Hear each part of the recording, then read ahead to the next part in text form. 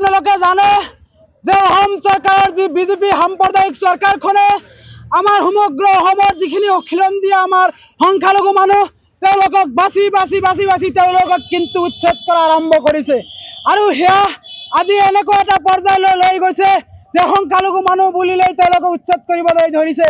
আজি বিশেষকৈ আজি গোৱালপাৰা পাইকানত যি ঘটনা সংঘটিত হ'ল যে মানুহক উচ্ছেদ কৰা হৈছে, এইখিনিতো হৈছেই, তাৰ পৰৱৰ্তী পৰ্যায়ত দুজনকৈ ব্যক্তিক গুলিয়াই হত্যা কৰা হ'ল। তেওঁলোকে যদি কিবা অপৰাধী কাম কৰিছিলে আমি তেওঁৰ পক্ষত নাই, তেওঁলোকক দৃষ্টান্তমূলক শাস্তি দিয়াৰ পক্ষত আমি নামনি অসম সংখ্যালঘু সংগ্ৰাম পৰিষদে আছো। কিন্তু আমাৰ কথা স্পষ্ট, তেওঁলোকক যেতিয়া গুলিয়াই হত্যা কৰা হ'ল সেই সময়ত কি অসম পুলিচৰ যিসকল বিষয়া আছিল তেওঁলোকে বেলেগ ধৰণে আইনৰ দ্বাৰাই তেওঁলোকক শাস্তি দিব নোৱাৰিলে নেকি? তেওঁলোকক এইটোৱে লাষ্ট তেওঁলোকৰ অপশ্যন আছিল নেকি যে তেওঁলোকক গুলিয়াই হত্যা কৰিব লাগিব? আৰু যি আইনমতে যি ব্যৱস্থা কৰিব লাগিছিলে, প্ৰথম আপোনালোকৰ যি লাঠি চাৰ্জ কৰিব লাগিছিলে, বিভিন্ন ধৰণৰ পদক্ষেপ সেইসকল কৰিছিলে না নাই? সেইবিলাক যদি কৰিছিলে তেনেহ'লে কেনেকৈ এই দুজন ব্যক্তিক আপোনাৰ হত্যা কৰা হ'ল? মই গোৱালপাৰালৈ গৈ জানিবলৈ পাইছোঁ দুজন ব্যক্তি যদি এতিয়ালৈকে নিহত হৈছে আৰু আন কেইবাগৰাকী ব্যক্তি আহত অৱস্থাত হস্পিটেলত আছে।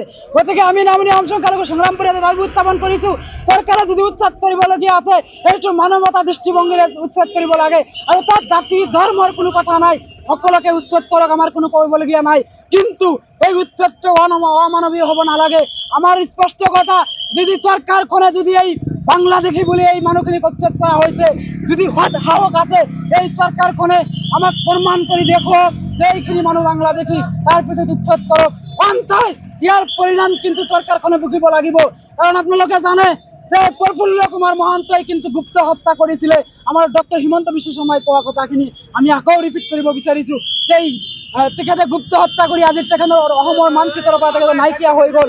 গতিকে আমাৰ কথাটো হৈছে বেছি দম্বালি মাৰি যাতে হিমন্ত বিশ্ব শৰ্মা ডাঙৰীয়াই মানুহক উচ্ছেদ নকৰে তাৰ কাৰণে আমি সুকিয়ানি প্ৰদান কৰিছোঁ। আৰু আমি আপোনালোকৰ চেনেলৰ যোগেদি আমি দাবী উত্থাপন কৰিছোঁ যে যিসকল ব্যক্তিক উচ্ছেদ কৰা হৈছে এই উচ্ছেদিত ৰাইজক পুনৰ সংস্থাপনৰ ব্যৱস্থা গ্ৰহণ কৰিব লাগে।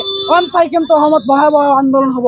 আমি নামনি অসম সংখ্যালঘু সংগ্ৰাম পৰিষদে এটা কথা স্পষ্টকৈ ক'ব বিচাৰিছোঁ, যিসকল ব্যক্তিক গুলিয়াই হত্যা কৰা হ'ল সেইসকলৰ ওপৰত জুডিচিয়েল এটা ইনভেষ্টিগেশ্যন হ'ব লাগে।